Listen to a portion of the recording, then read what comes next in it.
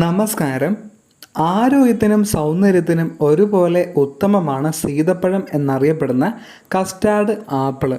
മുന്തിരിച്ചക്ക എന്നും ഓമന പേരുണ്ട്.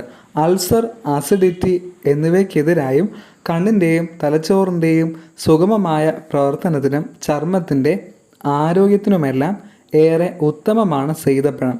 Vitamin C കൊണ്ട് സമ്പുഷ്ടമാണ് കസ്റ്റാർഡ് ആപ്പിള്. കേരളത്തിലെ കാലാവസ്ഥയ്ക്ക് അനുയോജ്യമായ ഫലവൃക്ഷങ്ങളിൽ ഒന്നുകൂടിയാണിത്. ഇന്ത്യയിലെ ഉഷ്ണമേഖലാ പ്രദേശങ്ങളിൽ സീതപ്പഴം വിപുലമായി കൃഷി ചെയ്യുന്നുണ്ട്. ആത്തച്ചക്കയുടെ കുടുംബത്തിൽ ഏറ്റവും അധികം കൃഷി ചെയ്യുന്ന ഇനമാണ് സീതപ്പഴം. അധികം ശുശ്രൂഷകൾ ഒന്നുമില്ലാതെ തന്നെ വീട്ടുവളപ്പിൽ സീതപ്പഴം കൃഷി ചെയ്യാം. 5 മുതൽ 10 മീറ്ററോളം ഉയരത്തിൽ വളരുന്ന വൃക്ഷമാണിത്. വർഷം തോറും ഇല കൊഴിയും. മഞ്ഞുകാലത്താണ് ഇല കൊഴിയുന്നത്. ജനുവരി ഫെബ്രുവരി മാസങ്ങളിൽ പുതിയ തളിർ വരും. പിന്നീട് പുഷ്പിക്കുകയും ചെയ്യും. ആകർഷകമായ വ്യത്യസ്തമായ പുറം തോടോടുകൂടെയുള്ള കായ്കളും ഉണ്ടാകും. 4 മുതൽ 5 മാസം കൊണ്ട് ഇവ മൂപ്പെത്തി പഴുത്തു തുടങ്ങും. നല്ല കറുത്ത നിറത്തിലുള്ള വിത്തുകൾക്ക് ചുറ്റും വെളുത്ത പൾപ്പ് കാണാം. നറുമണമുള്ള മധുരമേറിയ പൾപ്പ് ഏറെ സ്വാദിഷ്ടമാണ്.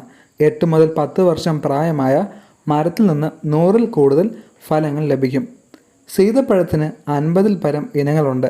വാണിജ്യാടിസ്ഥാനത്തിലുള്ള കൃഷിക്ക് mammoth, Balanagar, red custard apple, Barbados, Washington, Kuttalam എന്നീ ഇനങ്ങളാണ് ഉപയോഗിക്കുന്നത്. നടീലിനായി കാലവർഷ ആരംഭം തിരഞ്ഞെടുക്കാം. വിത്ത് പാകി മുളപ്പിച്ച 1 വർഷം പ്രായമായ തൈകൾ നടാനായിട്ട് ഉപയോഗിക്കാം. 1-ൽ കൂടുതൽ തൈകൾ നടുകയാണെങ്കിൽ ചെടികൾ തമ്മിൽ 5 മീറ്ററും വരികൾ തമ്മിൽ 6 മുതൽ 8 മീറ്ററും അകലം നൽകണം.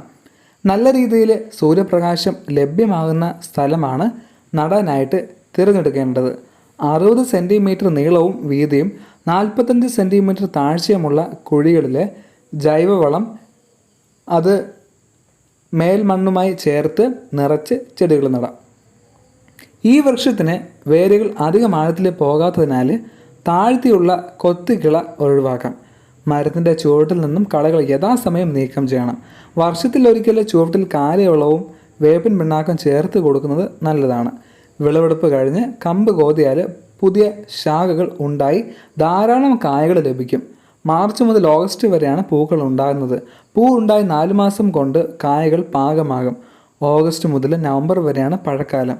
പഴത്തിൻ്റെ കനമുള്ള പുറം തൊലി അനേകം കള്ളികളായി വേർതിരിച്ചിരിക്കുന്നു. ഇതിൻ്റെ ഇടഭാഗം മഞ്ഞ നിറമാകുമ്പോൾ കായകൾ പറിക്കാം. ഒരു മരത്തിൽ നിന്നും കുറഞ്ഞത് 60 മുതൽ 80 കായകൾ വരെ ലഭിക്കും. ഓരോന്നിനും 200 മുതൽ 400 ഗ്രാം വരെ തൂക്കമുണ്ടാകും. നിങ്ങൾക്ക് ഈ വീഡിയോ ഇഷ്ടമായെങ്കിൽ ലൈക്ക് ചെയ്യുക, ഷെയർ ചെയ്യുക, കമൻറ്റ് ചെയ്യുക, സബ്സ്ക്രൈബ് ചെയ്യുക. ബൈ.